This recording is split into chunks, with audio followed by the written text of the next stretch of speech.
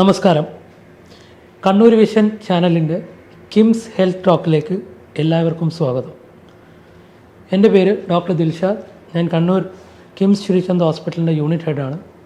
ഇന്ന് എൻ്റെ കൂടെയുള്ളത് ഡോക്ടർ അരുൺ. അദ്ദേഹം ക്രിട്ടിക്കൽ കെയർ ഡിപ്പാർട്ട്മെൻറ്റിൻ്റെ മേധാവിയാണ്. അതോടൊപ്പം തന്നെ ഡോക്ടർ അഭിരാം എമർജൻസി മെഡിസിൻ ഡിപ്പാർട്ട്മെൻറ്റിൻ്റെ ഹെഡാണ്.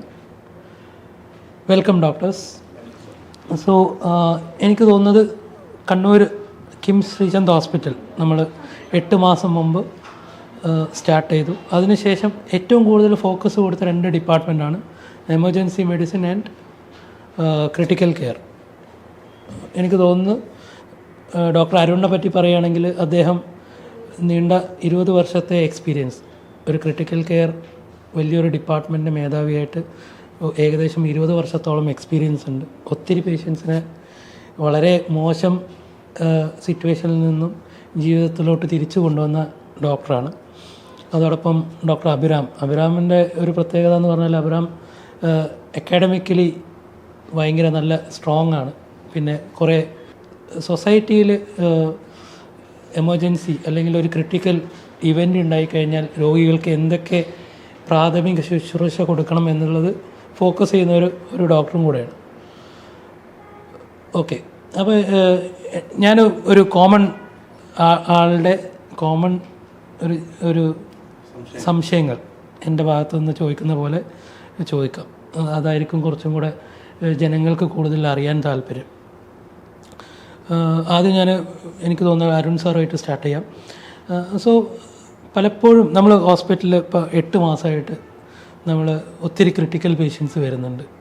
അപ്പോൾ ഇങ്ങനെയുള്ള രോഗികളിൽ പലപ്പോഴും ഉണ്ടാകുന്ന, നിങ്ങളാണെങ്കിലും അല്ലെങ്കിൽ നമ്മൾ ഒരുമിച്ചാണെങ്കിലും കൗൺസിലിങ്ങിലൊക്കെ ഫസ്റ്റ് കേൾക്കുന്ന ഒരു സംശയമാണ്, അനാവശ്യമായിട്ട് വെന്റിലേറ്ററിൽ കിടത്തിയതാണോ ഡോക്ടറെ എന്നുള്ള ചോദ്യം. അപ്പോൾ മരിച്ചു കഴിഞ്ഞാൽ രോഗിയെ വെന്റിലേറ്ററിൽ കിടത്തുന്ന പ്രവണതയുണ്ടോ? തീർച്ചയായും ഈ പറഞ്ഞ ഒരു ചോദ്യം വളരെ റെലവൻ്റ് ആയിട്ടുള്ളൊരു ചോദ്യമാണ്. സാധാരണ ജനങ്ങൾക്ക് ഇടയിലുള്ള ഒരു സംശയം. അതായത് നമ്മൾ വളരെ സീരിയസ് ആയിട്ടുള്ള രോഗികൾ വരുന്നു, അവർ ജീവൻ രക്ഷിക്കാൻ വേണ്ടി നമ്മൾ വെന്റിലേറ്ററിൻ്റെ സഹായത്തിലേക്ക് പോകും. അപ്പോൾ ഇത് എന്താണ് അതിനൊരു വ്യക്തമായ ഉത്തരവെന്ന് പറയുന്നത്, ഇത് ആദ്യകാലങ്ങളിൽ ഇത് എന്തുകൊണ്ടാണ് ജനങ്ങൾക്ക് ഇങ്ങനൊരു തെറ്റിദ്ധാരണ ഇപ്പോഴും നിലനിൽക്കുന്നത്, അതിൻ്റെ ഒരു ബേസിക് കാരണം എന്ന് പറയുന്നത്, അതായത് ഒരു 25 വർഷം 30 വർഷം മുൻപൊക്കെ നമ്മൾ ഇത്തരം വളരെ സീരിയസ് ആയിട്ടുള്ള രോഗികൾ വെന്റിലേറ്ററിലേക്ക് പോവുകയാണെങ്കിൽ അവർ തിരിച്ചു വരില്ല, അവർ അവിടെ മരണപ്പെടുകയാണ്. ആ ഒരു സാഹചര്യം ഉണ്ടായിരുന്നത്. അതിലൊരു ഡ്രാസ്റ്റിക് ചേഞ്ച് വരാനുള്ളൊരു കാരണം ഈ ക്രിട്ടിക്കൽ കെയർ മെഡിസിൻ എന്ന് പറയുന്ന ഒരു വിഭാഗം അത് ഇങ്ങനെ ഇവോൾവ് ചെയ്തു. അതായത് അത് കുറേശ്ശെ അത് കേരളത്തിൻ്റെ ഹെൽത്ത് കെയറിൽ, ഈ ചികിത്സാ മേഖലയിൽ വലിയൊരു മാറ്റം വരുത്തി. അപ്പം ആ ഒരു വിഭാഗം ആൾക്കാർ വന്നതോടുകൂടി വെന്റിലേറ്ററിനെ കുറിച്ച് ഉള്ള ഡോക്ടർമാരുടെ അറിവുകൾ കൂടി, എങ്ങനെയാണ് ഇത്തരത്തിലുള്ള രോഗികളെ വെന്റിലേറ്ററിലേക്ക് മാനേജ് ചെയ്യേണ്ടതെന്നുള്ളതിൻ്റെ വ്യത്യാസങ്ങൾ വന്നു. അത്തരത്തിലുള്ള രോഗികളെ വെന്റിലേറ്ററിൻ്റെ സഹായത്തോടു കൂടി അവരുടെ അസുഖങ്ങൾ ചികിത്സിച്ച് മെച്ചപ്പെടുത്തി അവരെ വെന്റിലേറ്ററിൽ നിന്ന് ഒഴിവാക്കിക്കൊണ്ടുവരാൻ കഴിഞ്ഞു. കഴിഞ്ഞ ഒരു 15-20 വർഷം ഇതിൽ വലിയൊരു മാറ്റമാണ് ഉണ്ടായത്. അപ്പോൾ ആ ഒരു കാലഘട്ടത്തിലാണ് ഞാൻ ഈ ഫീൽഡിലേക്ക് വരുന്നത്. നമ്മളൊക്കെ ഈ ഫീൽഡിലേക്ക് ഞാനൊക്കെ വരുന്ന സമയത്ത് ഇതിലൊരു വലിയൊരു ഈ ക്രിട്ടിക്കൽ കെയർ മെഡിസിൻ എന്ന് പറയുന്ന വിഭാഗം ഒരു കുതിച്ചുചാട്ടം നടത്തുന്ന ഒരു സമയത്താണ് നമുക്ക് ഈ ഫീൽഡിലേക്ക് വരാൻ പറ്റിയത്. അപ്പോൾ ആ സമയത്ത് ഈ പറഞ്ഞ ചോദ്യങ്ങളും സംശയങ്ങളും കുറേ കൂടെ ശക്തമായിട്ട് ജനങ്ങൾക്കിടയിൽ നിലനിൽക്കുന്നൊരു സമയമായിരുന്നു. അതിൽ കുറച്ചൊക്കെ മാറ്റങ്ങൾ ഇപ്പോൾ വന്നിട്ടുണ്ട്, എങ്കിലും ജനങ്ങൾക്കിടയിൽ ഇതുണ്ട്. അപ്പോൾ ഇതിൽ നമ്മൾ വ്യക്തമായിട്ട് മനസ്സിലാക്കേണ്ട ഒരു കാര്യം, എന്തുകൊണ്ടാണ് ഒരു രോഗി വെന്റിലേറ്ററിലേക്ക് പോകുന്നത്? ഒരു രോഗി വെന്റിലേറ്ററിലേക്ക് പോകേണ്ടി വരുന്ന സാഹചര്യം അത് പല കാരണങ്ങളും ഉണ്ടാകാം. രോഗിക്ക് പ്രഥമ ദൃഷ്ടിയ നമ്മുടെ ശ്വാസകോശത്തിന് മാത്രം അസുഖങ്ങൾ വരുന്ന ഒരു ന്യൂമോണിയ ആകാം, അത് വൈറൽ ന്യൂമോണിയ ആകാം, ബാക്ടീരിയൽ ന്യൂമോണിയ ആകാം, അങ്ങനെയുള്ള കാരണങ്ങളാകാം. 1. 2, മറ്റുള്ള അവയവങ്ങളെ ഇൻഫെക്ഷൻ ബാധിക്കുകയോ അല്ലെങ്കിൽ മറ്റുള്ള എന്തെങ്കിലും രീതിയിലുള്ള ഹെൽത്ത് ഇഷ്യൂസ് മറ്റുള്ള അവയവങ്ങൾക്ക് ബാധിക്കുകയും അതിൻ്റെ കാരണം കൊണ്ട് നമ്മുടെ ശ്വാസകോശം ഇൻവോൾവ് ചെയ്യുകയും ചെയ്യാം. അപ്പം ഈ ഏതൊരു പിന്നെ എനിക്ക് തോന്നുന്നു മെയിനായിട്ടുള്ള ഒരെണ്ണം ഹെഡ് ട്രോമാസ്. അതെ, തീർച്ചയായിട്ടും. അതെ, ബോധമില്ലാത്ത അവസ്ഥ വരുമ്പോൾ അപ്പം അവരുടെ ഈ എയർവേ, നമ്മുടെ ശ്വാസകോശവും നമ്മുടെ ശ്വാസനാളിയൊക്കെ നമുക്ക് പ്രൊട്ടക്റ്റ് ചെയ്യാൻ വേണ്ടി അവരുടെ ഉമിനീര് കറക്റ്റായിട്ട് അവർക്ക് തുപ്പിക്കളയാൻ പറ്റില്ല, അവർക്ക് ഉമിനീര് കറക്റ്റായിട്ട് ഇറക്കാൻ പറ്റില്ല. അത് ഉമിനീര് ലങ്സിലേക്ക് പോയിട്ട് വീണ്ടും ശ്വാസകോശത്തിലേക്ക് പോയി വീണ്ടും എന്ത് സംഭവിക്കാം, അവർക്ക് വീണ്ടും ആസ്പിറേഷൻ ന്യൂമോണിയ സംഭവിക്കാം. അപ്പോൾ അങ്ങനെയുള്ളതൊക്കെ പ്രിവെൻറ്റ് ചെയ്യാനാണ് ഈ ഒരു കാര്യത്തിൽ ഉപയോഗിക്കുന്നത്. അപ്പം എന്ത് കാരണം കൊണ്ടാണ് നമ്മൾ ഈ രോഗികളെ വെന്റിലേറ്ററിലേക്ക് മാറ്റിയതെന്നുള്ളത് വ്യക്തമായിട്ട് മനസ്സിലാക്കണം. 2, നമ്മൾ ഒരു രോഗിയും, അതായത് ഞാൻ ഇതുവരെ വർക്ക് ചെയ്തിട്ടുള്ള ഒരു ഹോസ്പിറ്റലിലും ഇത്തരത്തിലുള്ള ഒരു പ്രവണത ഞാൻ കണ്ടിട്ടില്ല. നമ്മളതിനെ പ്രോത്സാഹിപ്പിക്കുകയില്ല, നമ്മളത് ചെയ്യുകയില്ല. കാരണം നമ്മളൊരു രോഗിയെ ചികിത്സിക്കുന്നത്, ഇപ്പോൾ ഞാൻ ഒരു പ്രായം ചെന്ന ഒരാളാണെങ്കിൽ ഞാൻ ചികിത്സിക്കുക, എൻ്റെ അച്ഛനോ എൻ്റെ അമ്മയോ വന്നിട്ടുണ്ടെങ്കിൽ നമ്മൾ എന്താണ് ചെയ്യുക, നമ്മുടെ സഹോദരങ്ങളാണ് എന്താണ് ചെയ്യുക, അതുതന്നെയാണ് നമ്മൾ മറ്റുള്ളവർക്കും ചെയ്യുന്നത്. അപ്പം നമ്മുടെ സഹോദരങ്ങളെ, നമ്മളെ അച്ഛനെയും അമ്മയും നമ്മൾ അനാവശ്യമായിട്ട് വെന്റിലേറ്ററിൽ കിടത്തും. സെയിം തന്നെയാണ് നമ്മൾ നമ്മുടെ രോഗികളോടും ചെയ്യുന്നത്. ഞാനെന്നല്ല, എനിക്ക് പരിചയമുള്ള ആരും അങ്ങനെ അത്തരത്തിലുള്ളൊരു ചികിത്സ ചെയ്യുന്നതായിട്ട് എനിക്കറിയില്ല. അപ്പം അത് ജനങ്ങൾക്കിടയിലൊരു തെറ്റിദ്ധാരണയാണ്. അപ്പോൾ നമ്മളത് ഒരിക്കലും ചെയ്യില്ല. പിന്നെ എനിക്ക് തോന്നുന്നത്, ഇവിടെ നമ്മുടെ ഹോസ്പിറ്റലിൽ ICUവിൽ ഞാൻ ശ്രദ്ധിച്ചൊരു കാര്യം, അങ്ങനെ സംശയമുള്ള ആൾക്കാർ, അതായത് ഓൾറെഡി മരണപ്പെട്ടിട്ടുണ്ട്, വെറുതെ കിടത്തിയതാണെന്നുള്ള സംശയം പറയുന്ന രോഗികൾക്ക് എനിക്ക് തോന്നുന്നു എക്കോ വെച്ചിട്ട് നിങ്ങൾ കാണിച്ചു കൊടുക്കാറുണ്ടെന്ന് തോന്നുന്നുണ്ട്, ഹാർട്ട് ബീറ്റ്. തീർച്ചയായിട്ടും. അപ്പോൾ നമ്മൾ ചെയ്യുന്നതെന്ന് വെച്ച് കഴിഞ്ഞാൽ, അപ്പം ചില രോഗികൾക്ക് നമുക്ക് ഇനിഷ്യലി, അപ്പോൾ എല്ലാ രോഗികളെയും നമുക്ക് തുടക്കത്തിൽ പറയാൻ പറ്റില്ല. ഇതിനകത്ത് ഒരേപോലെ അസുഖം വരുന്ന എത്ര രോഗികൾ, ഇപ്പോൾ ഫോർ എക്സാമ്പിൾ ന്യൂമോണിയ വരുന്നു, അവർക്ക് സിവിയറായിട്ടുള്ള ഓക്സിജൻ്റെ കുറവ് വരുന്നൊരു കണ്ടീഷൻ ARDS വരുന്നു. അതിൽ എത്ര രോഗികൾ കൃത്യമായി രക്ഷപ്പെടും, വെന്റിലേറ്ററിൽ നിന്ന് പുറത്തേക്ക് വരും, എത്ര രോഗികൾക്ക് ഈ വെന്റിലേറ്ററിന് സഹായം അല്ലാതെ മറ്റുള്ള ചികിത്സകൾ, ECMO പോലുള്ള കുറച്ചും കൂടെ അഡ്വാൻസ്ഡ് ആയിട്ടുള്ള ചികിത്സകൾ വേണ്ടി വരും. അത് ചെയ്തു കഴിഞ്ഞാലും അതല്ലെങ്കിൽ അതിന് മുന്നേ ആയിട്ട് എത്ര പേര് മരണപ്പെട്ടു പോകും എന്നുള്ളത് നമുക്ക് കൃത്യം പറയാൻ പറ്റില്ല. പക്ഷേ നമുക്ക് ഒരുവിധം ആൾക്കാർക്ക് നമുക്ക് പറഞ്ഞു കൊടുക്കാൻ പറ്റുന്ന കാര്യങ്ങൾ, രോഗിയുടെ ഇതാണ് രോഗിയുടെ ഇപ്പോഴത്തെ ഓക്സിജൻ്റെ അവസ്ഥ, രോഗിയുടെ ബ്രെയിൻ ഫങ്ഷൻ ആയിട്ടുള്ള കൃഷ്ണമണി ഇപ്പം പ്രവർത്തിക്കുന്നുണ്ടോ, മറ്റുള്ള ബ്രെയിൻ ഫങ്ഷൻസ്, അങ്ങനെയുള്ള റിഫ്ലക്സുകൾ അവർക്കുണ്ടോ, ഇതൊക്കെ നമുക്ക് കാണിച്ചു കൊടുക്കാൻ പറ്റും. അതിനോടൊപ്പം തന്നെ അവരുടെ ഹൃദയം നിന്നിട്ടില്ല എന്നുള്ളത് നമ്മൾ എക്കോ മെഷീൻ ഉപയോഗിച്ചിട്ട് നമ്മൾ കാണിച്ചു കൊടുക്കലുണ്ട്. അത് ഞാൻ മാത്രമല്ല, എമർജൻസിയിൽ ഞാൻ തന്നെ കണ്ടിട്ടുണ്ട്. ഡോക്ടർ അബ്രഹാം എത്രയോ തവണ ഞങ്ങൾ ഒരുമിച്ചും അത് ചെയ്തിട്ടുണ്ട്. വളരെ റയറായിട്ട് 1-2 രോഗികൾക്ക് ഞങ്ങൾ ഒരുമിച്ച് തന്നെ കാണിച്ചു കൊടുത്തിട്ടുണ്ട്, ഹൃദയം ഇടിക്കുന്നുണ്ട്. അതുകൊണ്ടാണ് നമ്മൾ ഇത്തരത്തിലുള്ള ചികിത്സകൾ കണ്ടിന്യൂ ചെയ്യുന്നതും നമ്മൾ വെന്റിലേറ്ററിലേക്ക് മാറ്റണമെന്ന് പറയുന്നത് നമ്മൾ ചെയ്തിട്ടുണ്ട്. അപ്പോൾ ഇതാണ് നമുക്കൊന്ന് ചെയ്തു കൊടുക്കാൻ പറ്റുക. പിന്നെ ബാക്കി ഈ പറഞ്ഞ രീതിയിൽ ഇത് ഈ ഒരു തെറ്റിദ്ധാരണ മാറി വരണമെങ്കിൽ നമുക്കെന്താണ് ചെയ്യാൻ പറ്റുക, നമുക്ക് കൂടുതൽ രോഗികൾ വെന്റിലേറ്ററിൽ നിന്ന് രക്ഷപ്പെട്ട് വരണം. അപ്പം നമ്മുടെ ഒരു എക്സ്പീരിയൻസിൽ നല്ലൊരു റിസൾട്ടാണ് നമുക്കുള്ളത്, വളരെ നല്ലൊരു റിസൾട്ടുണ്ട് നമുക്ക്. അത് ജനങ്ങൾ തന്നെ ഇപ്പം നമ്മളോട് പറയലുണ്ട്. നമ്മൾ വളരെ കൃത്യമായിട്ട് കാര്യങ്ങൾ പറഞ്ഞു തരുന്നുണ്ട്, കൃത്യമായിട്ട് കാര്യങ്ങൾ മനസ്സിലാകുന്നുണ്ട്, ഇന്ന കാര്യങ്ങൾ കൊണ്ടാണ് നമ്മൾ വെന്റിലേറ്റർ തുടരുന്നത് ഞങ്ങൾക്കിപ്പോൾ മനസ്സിലായി. അപ്പോൾ അത് കൃത്യമായിട്ട് പറഞ്ഞു കൊടുക്കുക, ജനങ്ങൾക്ക് കൃത്യമായിട്ട് പറഞ്ഞു കൊടുക്കുക. അതെ, കമ്മ്യൂണിക്കേഷൻ. അപ്പം ഞാൻ ഇതിൽ നമുക്ക് വേണ്ടതെന്ന് വെച്ച് കഴിഞ്ഞാൽ, നമുക്കൊരു person centred care, patient centred care അല്ല ഞാൻ ഉദ്ദേശിക്കുന്നത്. നമ്മളെപ്പോഴും ഒരു പേഴ്സൺ സെൻറ്റേഡ് കെയർ ആയിരിക്കണം. പേഴ്സൺ സെൻറ്റേഡ് കെയർ എന്ന് പറഞ്ഞു കഴിഞ്ഞാൽ, ഈ പേഴ്സൺ സെൻറ്റേഡ് കെയറിൽ നമ്മൾ മാത്രം ആകരുത് ഈ കാര്യങ്ങളെല്ലാം ഡിസൈഡ് ചെയ്യുന്നത്. നമ്മൾ രോഗികളുടെ കൂടെയുള്ള ഒരാൾ, അവരാണ് നമ്മുടെ ആ പേഴ്സൺ. രോഗി നമ്മുടെ മീൻസ് നമ്മൾ ചികിത്സിക്കുന്ന ആളാണ്. പക്ഷേ ഈ രോഗിക്കിപ്പം വെന്റിലേറ്ററിൽ കിടക്കുന്ന സമയത്ത് നമ്മൾ സെഡേഷൻ മരുന്ന് കൊടുക്കേണ്ടി വരും. അവർക്ക് നമ്മളോട് കമ്മ്യൂണിക്കേഷൻ, നമ്മളോട് സംസാരിക്കാൻ പറ്റുന്നില്ല, അവർക്ക് നമ്മളോട് ആശയവിനിമയം വേറെ ഒരു രീതിയിലും നമുക്ക് ചിലപ്പോൾ സാധിച്ചെന്ന് വരില്ല, കാരണം സെഡേഷനിലായിരിക്കും, മയക്കത്തിലായിരിക്കും. ആ സമയത്ത് നമ്മളോട് സംസാരിക്കാൻ പറ്റുന്നതും നമ്മളോട് ആശയവിനിമയം കൃത്യമായിട്ട് പറയാൻ കഴിയുന്നതും രോഗിയുടെ കൂടെ ഉള്ളവരാണ്. ആ രോഗിയുടെ കൂടെ ഉള്ളവരെ നമ്മൾ കൃത്യമായിട്ട് കാര്യങ്ങൾ പറഞ്ഞു കൊടുത്ത്, നിങ്ങളുടെ രോഗിയുടെ കണ്ടീഷൻ ഇതാണ് നമ്മൾ കാണിച്ചു കൊടുക്കുന്നുണ്ട്. നമ്മൾ ചില സമയങ്ങളിൽ എന്താ ചെയ്യുന്നത് വെച്ച് കഴിഞ്ഞാൽ, ഈവനിങ്ങിൽ രാവിലെ നമ്മൾ രോഗിയുടെ അടുത്തിരുന്ന്, മീൻസ് നമ്മുടെ കൗൺസിലിംഗ് റൂമിൽ നിന്ന് സംസാരിക്കും. വൈകുന്നേരങ്ങളിൽ നമ്മൾ ഒരു പക്ഷേ ബൈസ്റ്റാൻഡെ കൊണ്ട് രോഗിയുടെ അടുത്ത് പോകും. നമ്മളെപ്പോഴും നമ്മൾ ബൈസ്റ്റാൻഡെ കൊണ്ട് രോഗിയുടെ അടുത്ത് പോകാത്ത എന്താണെന്ന് വെച്ച് കഴിഞ്ഞാൽ, അറിയാം നമ്മൾ ഇന്ത്യയിലും കേരളത്തിലുമൊക്കെ അതെ. അപ്പോൾ അത് അങ്ങനെ ഒരു പ്രശ്നമുണ്ട്. 2 പറയുന്നത്, നമ്മൾ ഇവർക്ക് ഈ കാര്യങ്ങൾ പറഞ്ഞു കൊടുത്തെന്നുള്ളത് നമുക്ക് റെക്കോർഡ് ചെയ്യേണ്ടതായിട്ടുണ്ട്. കാരണം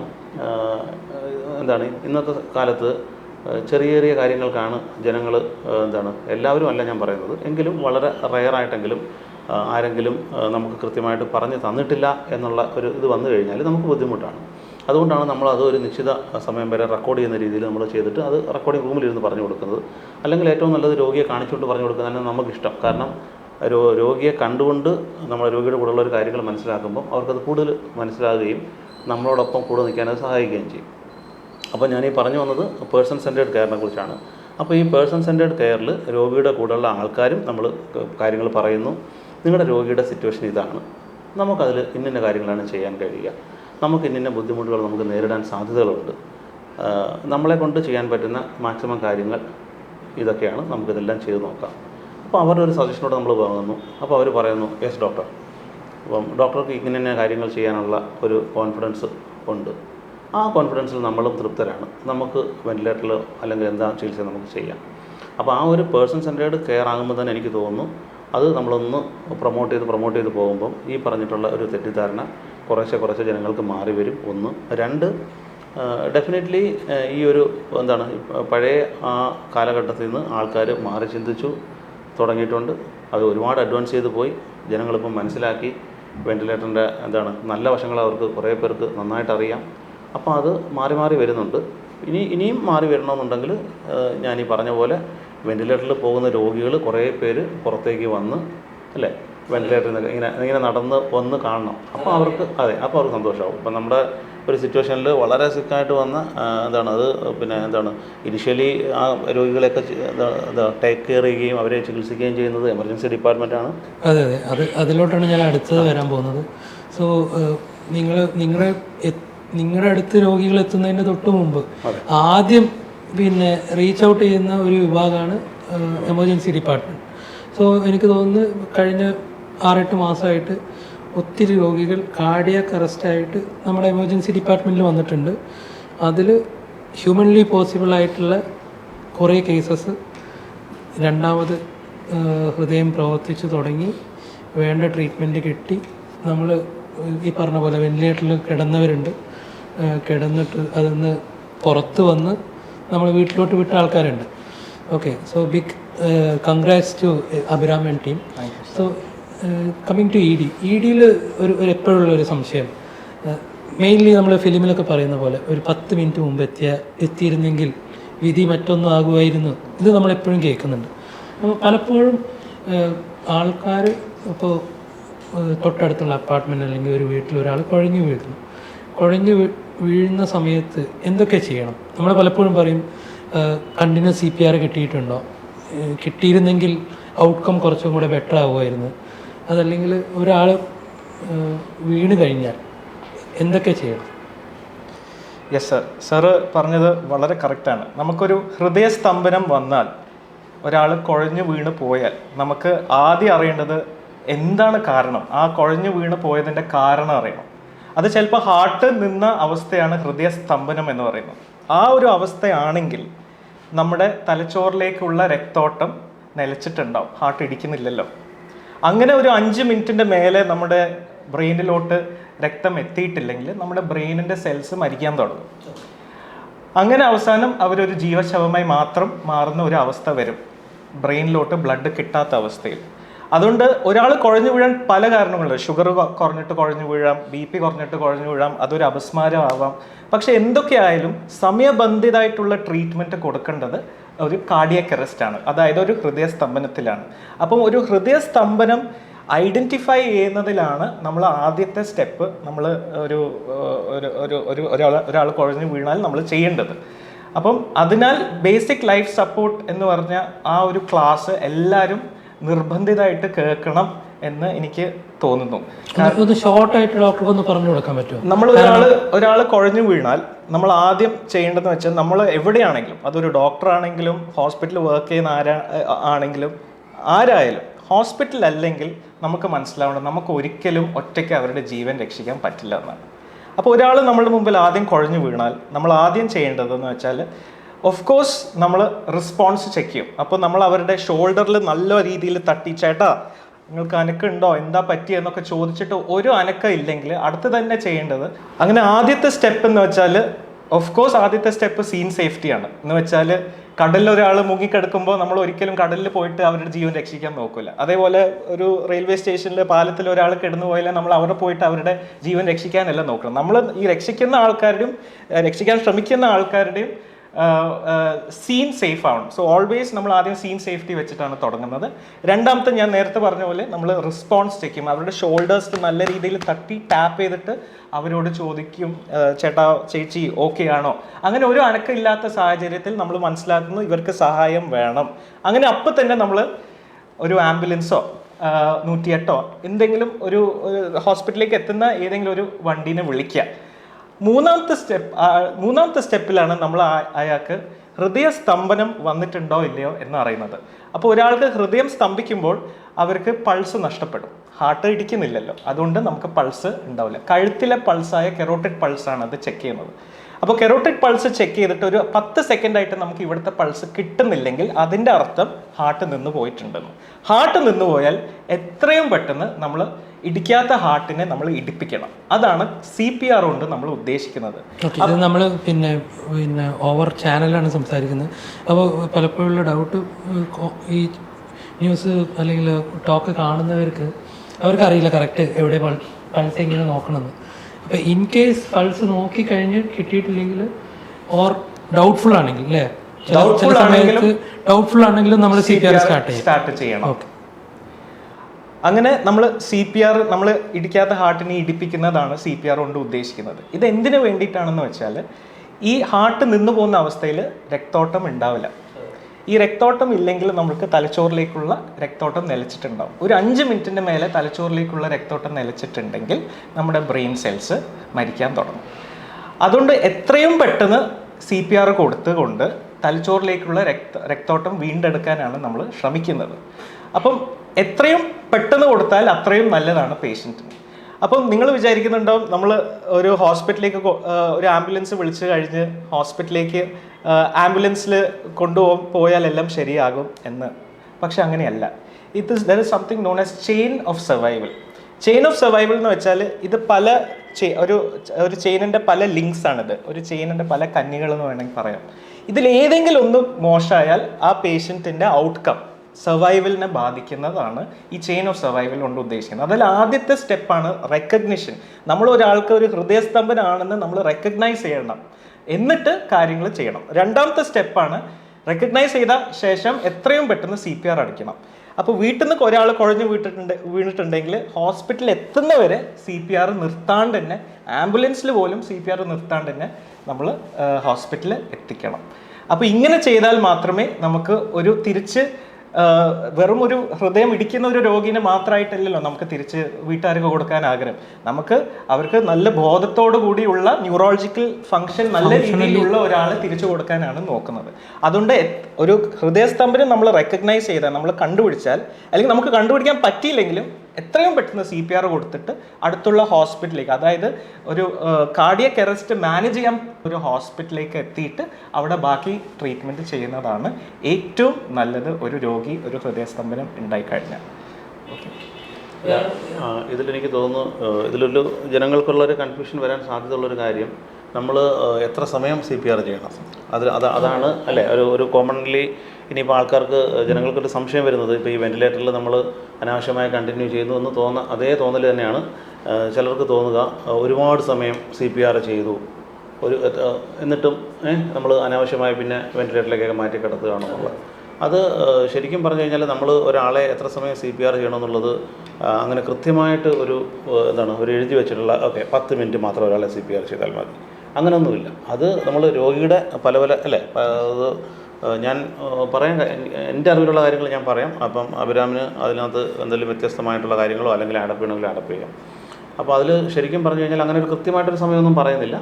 നമുക്ക് രോഗിയുടെ പ്രായം, രോഗിയുടെ മുൻകാലത്തെ അവസ്ഥകൾ, രോഗിക്ക് വേറെ എന്തൊക്കെ അസുഖങ്ങളുണ്ടായിരുന്നു, പിന്നെ കൂടെ വരുന്ന ആൾക്കാരുടെ താല്പര്യങ്ങൾ, എന്ത് സിറ്റുവേഷനിലാണ് രോഗി ഈ അറസ്റ്റ്, അതായത് ഹാർട്ട് നിന്നുപോയത് എന്നുള്ള കാര്യങ്ങളൊക്കെ വെച്ചിട്ടാണ്. ഫോർ എക്സാമ്പിൾ, നമ്മൾ സാധാരണ പറയാമെന്ന് വെച്ച് കഴിഞ്ഞാൽ, ഇപ്പോൾ ഈ ഹാർട്ട് നിന്നുപോയ സമയത്ത് പല രീതിയിൽ ഹാർട്ട് നിന്ന് പോകാം. ചില ആൾക്കാർക്ക് ECGയിൽ ഉള്ള മിടിപ്പ് 0, അതായത് ഇങ്ങനെ സ്ട്രെയിറ്റ് ലൈൻ എന്ന് പറയും, ഒരു വര പോലെ ആയിരിക്കാം. അങ്ങനെ വര പോലെ ആയിട്ടുള്ള ഇലക്ട്രിക്കൽ ആക്ടിവിറ്റി ഇല്ല. അപ്പോൾ അങ്ങനൊരു ആളെയാണെന്നുണ്ടെങ്കിൽ യൂഷ്വൽ ഒരു റെക്കമെൻഡേഷൻ അല്ലെങ്കിൽ ഒരു ഗൈഡ് ലൈൻസിലൊക്കെ പറയുന്നത് അങ്ങനെയുള്ള ഒരാളെ ഒരു 20 മിനിറ്റ്സ് നമ്മൾ CPR ചെയ്ത് നോക്കിയിട്ട് ഒന്നും വരുന്നില്ലെന്നുണ്ടെങ്കിൽ നമുക്ക് വേണമെങ്കിൽ നിർത്താം. അത് അക്സെപ്റ്റഡ് ആണ്. പക്ഷേ അതല്ല, വേറെ ഇപ്പം വെൻട്രിക്കുലാർ ഫിബ്രിലേഷൻ എന്ന് പറഞ്ഞിട്ടുള്ള ഒരു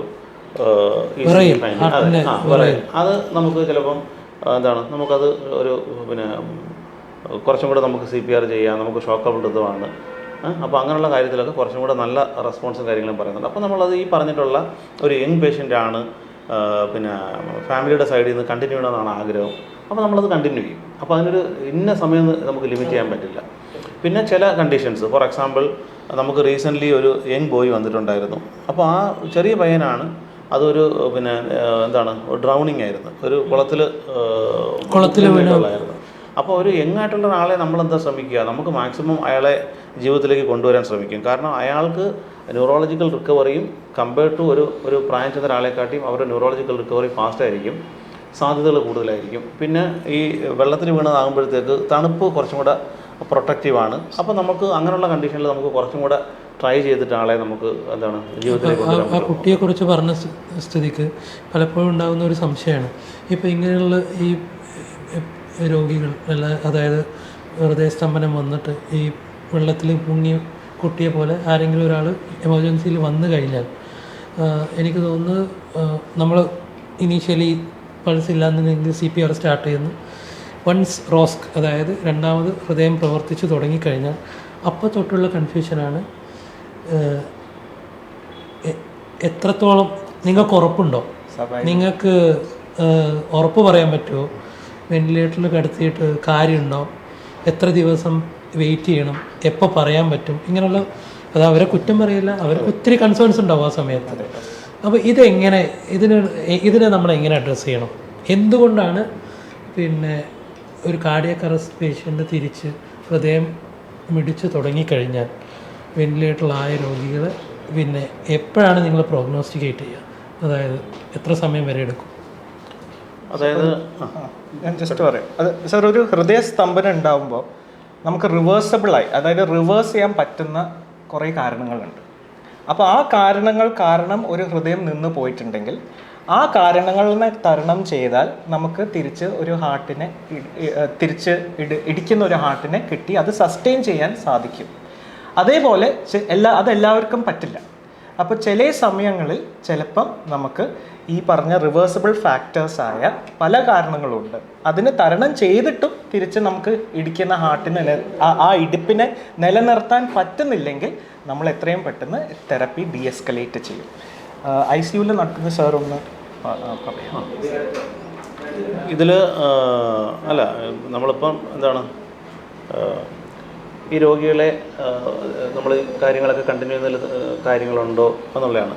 അപ്പോൾ അതിൽ ഈ പറഞ്ഞ രീതിയിലാണ് നമുക്ക് ഏത് കാരണങ്ങൾ കൊണ്ടാണ് ഇവർ അറസ്റ്റിൽ പോയത്. പോസ്റ്റ് അറസ്റ്റിൽ ഈ എപ്പോഴും ഇപ്പോൾ ഫോർ എക്സാമ്പിൾ ഒരാൾക്ക് ഈ ഹൃദയസ്തംഭനം വന്നത് ഒരു അറ്റാക്ക് കൊണ്ടാണെന്ന് വിചാരിക്കുക, മയോകാർഡിയൽ ഇൻഫാക്ഷൻ അല്ലെങ്കിൽ ഹാർട്ട് അറ്റാക്ക് നമ്മൾ പറയുന്നത് അതുകൊണ്ടാണ് വന്നതെന്ന് വിചാരിക്കുക. അപ്പം അങ്ങനെയുള്ളവരുടെ ഹാർട്ട് വീണ്ടും ഇടിച്ച് തുടങ്ങിയിട്ട് നമ്മൾ എത്രയും പെട്ടെന്ന് അങ്ങനെയുള്ള രോഗികളെ സ്റ്റേബിളാക്കിയിട്ട് അവരെ ആൻജിയോ ചെയ്ത് കാത്ത് ലാബിൽ കൊണ്ടുപോയി ആൻജിയോ ചെയ്യാനാണ് നോക്കുക. പക്ഷേ എല്ലാ രോഗികളും ഈ കാത്ത് ലാബിലേക്ക് പോകാനുള്ളൊരു സിറ്റുവേഷനിലൊന്നും ആയിരിക്കില്ല. അവർക്ക് വളരെയധികം ബുദ്ധിമുട്ടുണ്ടാകും. ഫോർ എക്സാമ്പിൾ വെന്റിലേറ്ററിൻ്റെ ഓക്സിജൻ്റെ ആവശ്യം വളരെ കൂടുതൽ, അവരുടെ ഹാർട്ട് രണ്ടാമത് ഇടിച്ച് തുടങ്ങിയതിന് ശേഷം അവരുടെ ബ്ലഡ് പ്രഷർ വളരെ ലോ, ഒന്നിൽ കൂടുതൽ മരുന്നുകൾ BP നിലനിർത്താനുള്ള സഹായത്തിന് ആവശ്യം, അങ്ങനെയൊക്കെയുള്ള സിറ്റുവേഷനിൽ നമുക്ക് പെട്ടെന്ന് കാത്ത് ലാബിലേക്ക് കൊണ്ടുപോകാൻ പറ്റില്ല. അപ്പോൾ അങ്ങനെയുള്ളവരെ നമ്മളൊന്ന് സ്റ്റേബിളാക്കിയിട്ട് കൊണ്ടുവരാനാണ് നോക്കുക. അത്തരത്തിലുള്ളൊരു ഹൃദയം രണ്ടാമത് നിന്ന് പോകാനുള്ള സാധ്യതകൾ വളരെ കൂടുതലാണ്. അവരുടെ ഹൃദയം മിടിപ്പ് താളം തെറ്റിയിട്ട് ഇടിക്കാനുള്ള സാധ്യതകളുണ്ട്. അപ്പം ഈ പറഞ്ഞ കണ്ടീഷൻസൊക്കെ അവർക്കുണ്ടാകാം. അപ്പം ഇതെല്ലാം കൺസിഡർ ചെയ്തിട്ടാണ് നമ്മൾ ഒരു രോഗിയെ ബാക്കിയുള്ള കാര്യങ്ങൾ എല്ലാം ചെയ്ത് പോകണമോ മുന്നോട്ട് പോകണമോ വേണ്ടതെന്ന് നമുക്ക് തീരുമാനിക്കാൻ പറ്റുക. പിന്നെ ഒരു പ്രോഗ്നോസ്റ്റിക്കേഷൻ നമ്മൾ ഇതിൽ തന്നെ ചില കേസിൽ നമുക്കൊരു ക്ലാരിറ്റി കിട്ടത്തില്ല. ഫോർ എക്സാമ്പിൾ ഇതിൽ നമ്മൾ CPR ചെയ്യാത്തൊരു ടൈം, ഫോർ എക്സാമ്പിൾ ഒരു രോഗി അവിടെ വീണു, ഒരാൾ അവിടെ നിന്ന് എടുക്കുകയാണ്, ഒരാൾ അവിടെ നിന്ന് ഉടനെ തന്നെ CPR ചെയ്യാൻ അറിയുന്നില്ല, അവർ ചെയ്യുന്നില്ല. അപ്പോൾ നമ്മുടെ ആംബുലൻസ് അവിടെ പോവുകയാണ്, അല്ലെങ്കിൽ അവരുടെ കാറിൽ കൊണ്ടുവരികയാണ്. അവർ കാറിൽ ഹോസ്പിറ്റലിൽ എത്തുന്നതുവരെയും അവിടെ ഒരു നോ ഫ്ലോ ടൈം, ഒരു ഫ്ലോയും ഇല്ല. ഹാർട്ടിൽ നിന്ന് ബ്ലഡിൻ്റെ അളവ് ഒരല്പം പോലും പുറത്തേക്ക് പോകുന്നില്ല. അവിടെ ഒരു നോ ഫ്ലോ ടൈമാണ്. അതിനുശേഷം നമ്മൾ CPR സ്റ്റാർട്ട് ചെയ്യുമ്പോഴാണ് നമ്മളൊരു ലോ ഫ്ലോ ടൈം പറയുക. നമ്മൾ CPR സ്റ്റാർട്ട് ചെയ്താൽ നമുക്ക് നമ്മുടെ നോർമൽ ഹൃദയം ഇടിക്കുന്ന പോലെ നമുക്ക് അതേ രീതിയിൽ ബ്ലഡിനെ എല്ലാ അവയവങ്ങളിലേക്കും എത്തിക്കാൻ കഴിയുന്നില്ല. അപ്പം അവിടെയും കുറച്ചൊരു കുറവുണ്ടാകും. അപ്പം ഇതിൻ്റെ ഈ സമയങ്ങളിലൊക്കെ വ്യത്യാസങ്ങളുണ്ടാകാം. കാരണം ബൈസ്റ്റാൻഡ് പറയുക ഞങ്ങൾ ഹോസ്പിറ്റലിന് അടുത്തെത്താനായപ്പോഴാണ് അവർ സമയം പറയുന്നില്ല. ഞങ്ങൾ ഈ ഹോസ്പിറ്റൽ അതെ ഇപ്പം അല്ലെങ്കിൽ ആരെങ്കിലും ഒരാൾ ഇങ്ങനെ പെട്ടെന്ന് കുഴഞ്ഞു വീണ് ആ സമയത്ത് കുറച്ചൊക്കെ ഓർമ്മയുണ്ടായിരുന്നു. അപ്പോൾ ഞങ്ങൾ പെട്ടെന്ന് ഹോസ്പിറ്റലിലേക്ക് വരികയായിരുന്നു. വരുന്ന വഴിയിൽ ഇവിടെ എത്തിയപ്പം ബോധം പോയി. അത് അവിടുന്ന് ഇവിടെ വരെയുള്ള സമയം ഏകദേശം നമുക്ക് അറിയാൻ പറ്റുള്ളൂ. പിന്നെ നമ്മൾ CPR ചെയ്യുന്ന സമയം നമുക്ക് കൃത്യമായിട്ട് അറിയാം. അപ്പോൾ അതിലൊക്കെ ഒരു ക്ലാരിറ്റിയിലെ കുറവുകളുണ്ടാവും. പിന്നെ ഈ ആൾക്കാർ, അതായത് ഒരാളെ വേറെ രീതിയിൽ അപകടം പറ്റുന്ന ആൾക്കാർ, ഫോർ എക്സാമ്പിൾ ഈ ഡ്രൗണിങ് തന്നെ വിചാരിക്കുക, അവിടെയും നമുക്ക് ക്ലാരിറ്റി ഇല്ല. കറക്റ്റ് എത്ര മണിക്കാണ് കുട്ടി കുളത്തിൽ വീണ് പോയത്, അപ്പം എത്ര മണിക്ക് അവിടെ നിന്ന് എടുത്തു, ഇവിടെ എത്തി. ഇതിനകത്ത് പല ആൾക്കാരും പല രീതിയിലൊക്കെ പറയും, മനസ്സിലാക്കി. അപ്പോൾ നല്ല കൺഫ്യൂഷൻസ് ഉണ്ടാകാം. കാരണം ഒരാൾ പറയുന്നതായിരിക്കില്ല വേറെ കൂടുതൽ ഒരാൾ പറയുന്നത്. അപ്പം ഇങ്ങനെയുള്ള കാര്യങ്ങളൊക്കെ വെച്ച് നോക്കുമ്പോൾ നമുക്കും എന്താ പറയുക, ഇതിനകത്ത് കൃത്യമായിട്ട് പറയാൻ പറ്റില്ല. ഒന്നും. രണ്ട്, ഇത്തരത്തിലുള്ള ഈ ഓക്സിജൻ്റെ അളവ് എത്ര നേരം ബ്രെയിനിലേക്ക് കിട്ടിയില്ലെന്നുള്ളതാണ് നോക്കുക. ആ കാര്യങ്ങളൊക്കെ കൃത്യമായിട്ട് അറിയണമെങ്കിൽ നമുക്ക് ഒരു 72 hours കഴിഞ്ഞിട്ടുള്ള ഒരു MRI സ്കാൻ എടുക്കുമ്പോഴാണ് ബ്രെയിനിൻ്റെ ഓക്സിജൻ്റെ അളവ് കുറഞ്ഞു പോയതിൻ്റെ ഫങ്ഷൻസ് നമുക്ക് മനസ്സിലാക്കാൻ പറ്റുക. പിന്നെ നമുക്ക് മനസ്സിലാക്കാൻ പറ്റുന്ന വേറൊരു കാര്യം എന്ന് പറയുന്നത് കണ്ണിൻ്റെ കൃഷ്ണമണി എങ്ങനെ റിയാക്ട് ചെയ്യുന്നു. മുമ്പ് നമ്മൾ പറഞ്ഞിരുന്നത് ഒരാൾക്ക് ഇതുപോലുള്ള ഹാർട്ട് അറ്റാക്ക് മീൻസ് ഹൃദയസ്തംഭനം വന്നു കഴിഞ്ഞാൽ റിക്കവറിക്ക് ഏറ്റവും അനുകൂലമായിട്ടുള്ള ഘടകം എന്ന് പറയുന്നത് വേറെ കാര്യങ്ങളാണ് പറഞ്ഞിരുന്നത്, അല്ലെങ്കിൽ പ്രതികൂലമായിട്ടുള്ളത്. പക്ഷേ പുതിയ ഗൈഡ് ലൈൻസിലൊക്കെ പറയുന്നത് കൃഷ്ണമണി റിയാക്ട് ചെയ്യുന്നുണ്ടെങ്കിൽ, നമ്മൾ ലൈറ്റ് അടിക്കുമ്പോൾ കൃഷ്ണമണി ചുരുങ്ങുകയും അല്ലാത്തവ വികസിക്കുകയും ചെയ്യുന്നുണ്ടെങ്കിൽ അതൊരു നല്ല സൈനായിട്ട് പറയുന്നുണ്ട്. അവർക്ക് ഈ ഓക്സിജൻ്റെ അളവ് കുറഞ്ഞു പോയതിൻ്റേതായ വേറെ വ്യത്യാസങ്ങൾ, ഫോർ എക്സാമ്പിൾ അപസ്മാരം പോലുള്ള കാര്യങ്ങൾ ഉണ്ടാകുന്നു, അല്ലെങ്കിൽ മയോക്ലോണിക് ജെർക്ക് എന്ന് പറയും, അങ്ങനെയുള്ള കാര്യങ്ങളൊക്കെ ഉണ്ടാകുകയാണെങ്കിൽ പോലും കൃഷ്ണമണി റിയാക്ട് ചെയ്യുന്നുണ്ടെങ്കിൽ നല്ല റിസൾട്ടാണെന്ന് പറയുന്നുണ്ട്. അത്തരത്തിലുള്ള രോഗി നമുക്കുണ്ടായിരുന്നു. അത് ആ ഒരു കേസും കൂടെ ജസ്റ്റ് ഞാൻ പറയാൻ ആഗ്രഹിക്കുന്നു. അപ്പം അദ്ദേഹത്തിൻ്റെ പേരോ ബാക്കി ഡീറ്റെയിൽസ് ഞാൻ പറയുന്നില്ല. എന്തായാലും അത് ഭക്ഷണം കുടുങ്ങിപ്പോയിട്ട് അദ്ദേഹത്തിനെ പെട്ടെന്ന് ഹോസ്പിറ്റലിലേക്ക് കൊണ്ടുപോകുമായിരുന്നു. പരിയാരം മെഡിക്കൽ കോളേജിൽ കൊണ്ടുപോയി. അവിടുന്ന് വളരെ പെട്ടെന്ന് തന്നെ അവർക്കത് CPR ചെയ്തു. ഈ ഭക്ഷണമൊക്കെ എടുത്ത് കളഞ്ഞ് ആളെ വെന്റിലേറ്ററിലേക്ക് മാറ്റി തുടർ ചികിത്സയ്ക്കായിട്ട് അവർ നമ്മുടെ അടുത്തേക്ക് വന്നു. ആ രോഗിക്ക് ഈ പറഞ്ഞ രീതിയിൽ മയോക്ലോണിക് ജെർക്ക്, അപസ്മാരം വല്ലാണ്ട് ഒരു സൈഡിൽ മാത്രമായിട്ടുള്ള അപസ്മാരം ഉണ്ടായിരുന്നു. ഭയങ്കര മീൻസ് വിഗറസ് ആയിട്ടുള്ള ഭയങ്കരമായിട്ടുണ്ടായിരുന്നു. അത് നമ്മൾ വെന്റിലേറ്ററിൽ അയാളെ കീപ്പ് ചെയ്തു, മരുന്നെല്ലാം കണ്ടിന്യൂ ചെയ്തു, അയാൾ പോയി. അയാൾ ഒരു 40ക്കും 50ക്കും ഇടയ്ക്കുള്ള ഒരു മീൻസ് ഏജുള്ള ഒരാളായിരുന്നു. മാത്രമല്ല അതുകൊണ്ട് തന്നെ അയാളുടെ കൃഷ്ണമണിയുടെ ഈ പ്രവർത്തനം ഓക്കെ ആയിരുന്നു. അതുകൊണ്ട് നമുക്കൊരു പ്രതീക്ഷ ഉണ്ടായിരുന്നു.